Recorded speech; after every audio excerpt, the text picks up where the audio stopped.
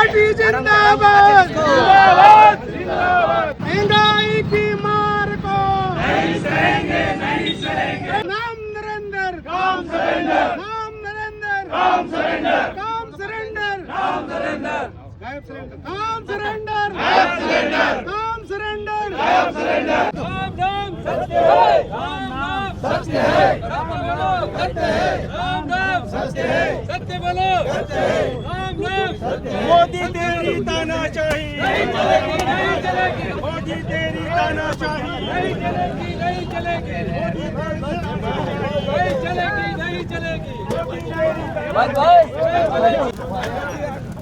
America, Israel और Iran के बीच युद्ध चल रहा है और उसकी चपेट में एक तरीके से भारत भी आ चुका है। और भारत में जगह जगहों पर गैस की जो किल्लत है उससे प्रतापगढ़ भी अछूता नहीं है। कांग्रेस जो है पूरे देश में जगह जगह धरना प्रदर्शन कर रही है और आज प्रतापगढ़ के गांधी चौराहे पर भी कांग्रेस के बैनर तले एक धरना प्रदर्शन किया गया है। सबसे पहले तो ये बताइए कि ये टंकी भरी हुई है कि खाली है? सब टंकी भरी हुई होती तो मैं तोकता कि इतना वजन तोका था फिर मेरे से, लेकिन आज स्थिति ये बन गई टंकियाँ भरी हुई मिल ही नहीं रही है। हमारे नेता है राहुल गांधी जी, उन्होंने संसद के अंदर कहा है कि नाम नरेंद्र काम सरेंडर। आज अमेरिका खुद कह रहा है, अमेरिका कह रहा है कि आपको 1 महीना तेल खरीदना है और रूस से खरीदना है। मतलब ये स्थिति क्या बन गई, जहाँ एक तरफ से कहते थे हमारा 56 का सीना है और आज 1-1 महीने के लिए तेल खरीदने के लिए मजबूर हो रहे हैं, तो स्थिति तो बहुत नाजुक होती जा रही है। अगर ये लंबा युद्ध चलता है तो क्या स्थितियाँ हो सकती है? माननीय नरेंद्र मोदी जी को विशेष कदम उठाते हुए कार्रवाई करनी पड़ेगी, क्योंकि आज देश की स्थिति बहुत गंभीर होती जा रही है और जो जिस प्रकार से उनका नाम था उस नाम के ऊपर भी धब्बा लगता जा रहा है। इसलिए हम सब यही मांग करते हैं कि हमारे देश के व्यवस्थाओं को सुधारा जाए। जगह जगह धरना प्रदर्शन कर रही है कांग्रेस। लोगों का कहना है कमेंट बॉक्स में, जैसा मैं देख पा रहा हूँ, लोग ये कह रहे हैं कि कांग्रेस को इस वक्त धरना प्रदर्शन या सरकार के ऊपर सवाल उठाने की जगह सरकार का साथ देना चाहिए, क्योंकि इस वक्त देश जो है संकट में है। सरकार के साथ हम पहले से थे।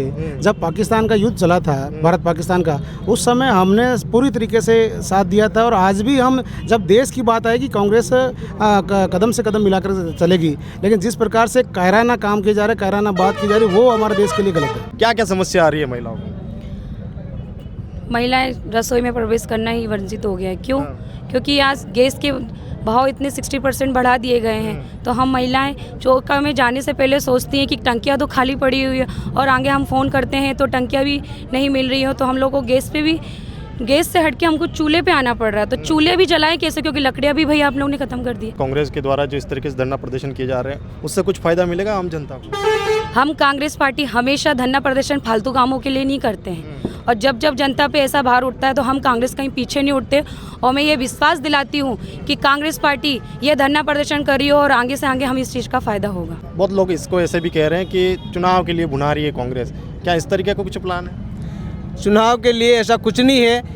ये जो बीजेपी है, भारतीय जनता पार्टी है, बिल्कुल लोकतंत्र की हत्या कर रही है। हमारे जो प्रदेश अध्यक्ष गोविंद सिंह जी डोटासरा साहब है, टीकाराम जी जूली नेता प्रतिपक्ष है, ये बार बार विधानसभा में आवाज़ उठा रहे हैं कि हमारे पंचायत राज के चुनाव का समय हो गया है, नगर निगम नगर पालिकाओं का समय पूरा हो गया है, फिर भी ये चुनाव नहीं करवा रहे हैं। ये चुनाव को सिर्फ इसलिए आगे बढ़ा रहे हैं कि इस 2.5 साल में इन्होंने कुछ भी नहीं किया।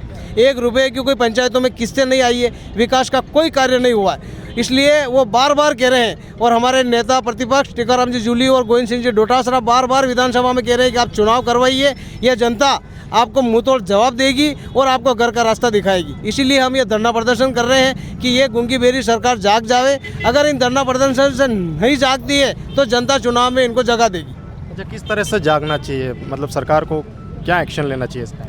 सरकार को विकास की तरफ ध्यान देना चाहिए, युवाओं की तरफ ध्यान देना चाहिए, किसानों की तरफ ध्यान देना चाहिए। हर तरफ परेशानी ही परेशानी। अपने प्रतापगढ़ में आपने 1-2 बार पहले भी देखा है, आप भी गए थे हॉस्पिटल में, हॉस्पिटल की हालत देख लीजिए, स्कूलों की हालत देख लीजिए, हर तरफ प्रताड़ित हो रहे हैं। सभी पेशेंट भी परेशान हो रहे हैं हॉस्पिटल में, और वहाँ जो भर्ती करवाने के जो मरीज होते हैं उनके साथ जो जाते हैं वो तक बीमार हो रहे हैं। ये हॉस्पिटल की हालत है। और हॉस्पिटल में अभी CMO किसको लगा रखा था वो आप सबको पता है। इसलिए यह सरकार बिल्कुल फेल हो चुकी है। इसलिए हम इनको जगाने की कोशिश कर रहे हैं कि विकास की तरफ ध्यान दिया जाए और विकास किया जाए। आप भी जो है संगीन आरोप जो है लगा रहे थे कि कुछ एजेंसियों के नाम भी आए हैं जो हॉस्पिटल से जुड़ा हुआ मामला है। क्या मामला है वो थोड़ा सा बताइए। देखो, ऐसा है कि हमने आरोप लगाया है, सरकार को इसके बारे में ध्यान देना चाहिए। कलेक्टर साहब जो है बहुत त्वरित डिसीजन लेके हर जगह जांच भी कर रही है और फर्जीवाड़े भी पकड़ रही है और कार्रवाई भी कर रही है। जिस प्रकार से नगर परिषद के अंदर उन्होंने कई सारे फर्जी पट्टों को निरस्त करने का काम किया, हम पूरा प्रतापगढ़ की जनता की तरफ से उनको धन्यवाद दूंगा कि ऐसा अच्छा काम उन्होंने किया। मैंने 4 सोनोग्राफी मशीनें दी थी उसमें, आज वो सोनोग्राफी की मशीनें बंद पड़ी तो मरीज़ सोनोग्राफी कराने के लिए बार बार दर की ठोकरें खा रहा है। आज ये सोनोग्राफी की मशीन चालू क्यों नहीं करा पा रहे हैं? और दूसरी बात है, जो RMRS का जो पैसा है, उस पैसे के अंदर जो ये पता तब चला कि एक मरीज़ गुजरात गया और वहाँ वो भर्ती होने के लिए गया, तो पता पर चला कि वो तो जिला चिकित्सालय के अंदर भर्ती है, उसको फर्जी तरीके से बिल उठाया जा रहा है। और वहाँ एक ही टारगेट है PMO आलोक का कि वो कैसे करके किस प्रकार से मरीज़ों से ये आयुष्मान कार्ड के नाम से फर्जी बिल उठावें और उसके फर्जी बिल लगा करके मेंटेनेंस के नाम पे, रिपेयरिंग के नाम पे, कलर के नाम पे फर्जी भुगतान उठा करके पेमेंट कराया जाए। ये कलेक्टर साहब के ध्यान में भी ये बात नहीं है। मैंने कलेक्टर साहब से भी कहा कि मैडम ये बातें इतनी निकल के बाहर आ रही है, आप जिला चिकित्सालय के अंदर जांच कराइए, आप खुद उस वहाँ चेक पे साइन करते हैं, अगर ये गड़बड़ हो रहा है तो आप कार्रवाई कराएं, आप सक्षम है कार्रवाई करा करके जितना पैसा गलत तरीके से वसूला गया पुनर्मूल्यांकन करा के रिकवरी की जाए। क्योंकि आज आपने 2 कमरे के 2.5 लाख रुपये, 2 लाख रुपये, 1 लाख रुपये अगर आपने पेमेंट उठाया है तो निश्चित रूप से रिवाइज मूल्यांकन हो सकता है। उस इंजीनियर से करा के दूसरे इंजीनियर से मूल्यांकन कराओ, उसके बाद डिफरेंस आता है उसकी वसूली कराओ और संबंधित जो PM है उसके खिलाफ कार्रवाई की जाए। कांग्रेस का ये कदम इस तरीके से आवाज़ उठाना या सारी चीज़ें हैं, क्या आम जनता को फ़ायदा मिल सकता है इस चीज़ से? बिल्कुल आम जनता के लिए ही कांग्रेस आवाज़ उठा रही है। कांग्रेस कभी राजनीतिक फायदे के लिए आवाज़ नहीं उठाती है, जनता के दुखों के लिए ही कांग्रेस आवाज़ उठाती है और समय समय पर उठाती रहेगी। आज सभी जगह का आप कह रहे हो हॉस्पिटल की हालत है, आज हॉस्पिटल खुद बीमार है, वो बीमार लोगों को क्या इलाज करेगा? कि कांग्रेस जो है ये जो सारे मौके आते हैं इनको भुनाने में लगी है बार बार, क्योंकि धरना प्रदर्शन दिया जाता है तो लोग कहते हैं कि भाई कांग्रेस को है जो एक मौका मिलना चाहिए उसको वोट में कन्वर्ट करने के लिए, या आगे आने वाले चुनावों को लेकर जो है धरना प्रदर्शन किए जाते हैं। ऐसा कुछ नहीं है, कांग्रेस ने हमेशा किसान, गरीब, मजदूरों के लिए काम किया है, हमेशा करती थी और हमेशा करती रहेगी। मजदूरों के लिए जन्म से मृत्यु तक की योजना दी कांग्रेस ने। जब बच्चा पैदा होता है हॉस्पिटल तब से लगा कर मृत्यु तक का, मतलब कांग्रेस ने गरीबों के लिए, हर वर्ग के लिए दिया है और हमेशा देती है। फालतू की बातें कांग्रेस नहीं करती और बीजेपी केवल झूठे वादे करती है और झूठे बोकला करके और लोगों को भड़का करके राज करती है।